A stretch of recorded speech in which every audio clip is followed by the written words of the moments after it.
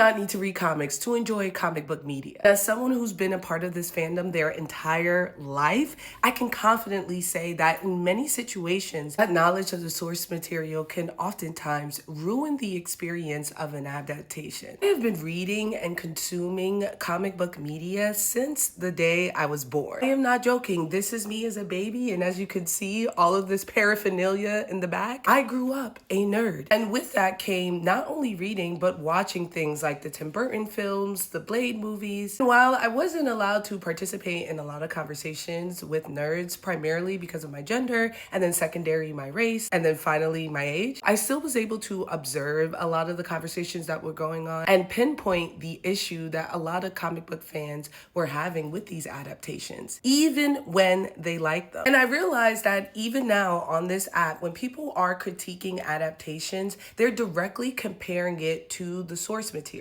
And when they point out certain flaws in the media, it's about things that don't exist in that world. And it doesn't leave room for any discussion, because when you try to, the response is just, you need to read the comics, which, what a terrible way to engage in conversation. Because something is adapted from a comic book or a novel doesn't mean that it's the same. In fact, I think changes that they make in adaptations makes it a totally different story. Honestly, I typically find it confusing how so many people get upset about the changes and how they're saying it's not canon, yada, yada, yada, particularly in the comic book space where canon is often rebooted and changed. The MCU is its own self-contained canon. And while they may share the names of certain comic book arcs and have characters that they are adapting from the comic books, the MCU within itself is its own universe. It's in the name, Marvel Cinematic Universe. And because so many people aren't able to make this distinction, not only are they not able to enjoy the art for what it is, but I would argue that comic book fans can't properly critique the art because they aren't able to make that distinction. Let's look at Age of Ultron, for example. Having Tony Stark, who at this point is the center of this universe, create Ultron instead of Pym drastically changes the events of Age of Ultron. They also include hundreds of villains that are part of this world and truly create a totally different story than the one that we see in the comic books. Now, there are definitely flaws in the Age of Ultron film. I'm not denying that. But if when you're pointing out these flaws, you're connecting it to the comic book, you are not actually critiquing this film. The same thing goes for Civil War. The exclusion of mutants and subsequently xenophobia drastically changes what this story is. Does this make this story any worse? I don't think so. It's just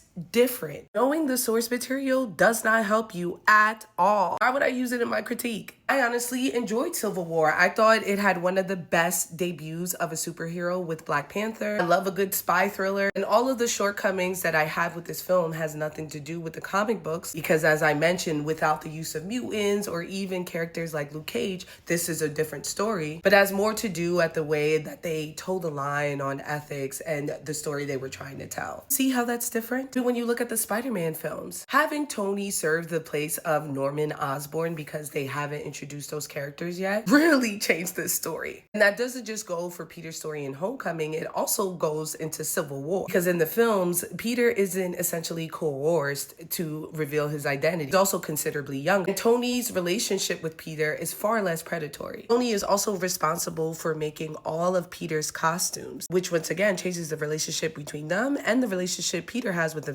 It's highlighted in No Way Home when he no longer has the ability to rely on Stark technology. A good adaptation should be able to live on its own. Most comic book media is taking the essence of these characters and putting them in story, and they use the title of these popular arcs to lure fans in. It's a marketing tactic. These stories are completely different. It's not like anime where we see a direct adaptation of these mangas, in which in a lot of ways they still change it because the medium is different. And even when there are direct adaptations to comic book like the HBO series Watchmen, a good writer will be able to create a story where you don't have to switch mediums to get it. It'll help you appreciate it more, but it's not required reading. Do you get it? In Watchmen, there's so much happens in the original Alan Moore graphic novel that anything that you may need to know to fill in those blanks was provided by this show in supplementary reading every week, which was an incredible way to get people to start reading. This is where the disconnect between readers and watchers begin. I am someone who consumes both, and I'm also a cinephile and a professional. And so I am able to separate the two and critique them on their own. That is the core of media literacy, given information and interpreting them. But I understand why a lot of people can't, and to those people, leave everyone alone. I think the biggest disconnect here is that comic book readers or novel readers are so quick to be condescending when anyone has a critique on the media because they feel like they have information that the watchers do not. And the fact of the matter is, they don't. Adaptations at any time can completely change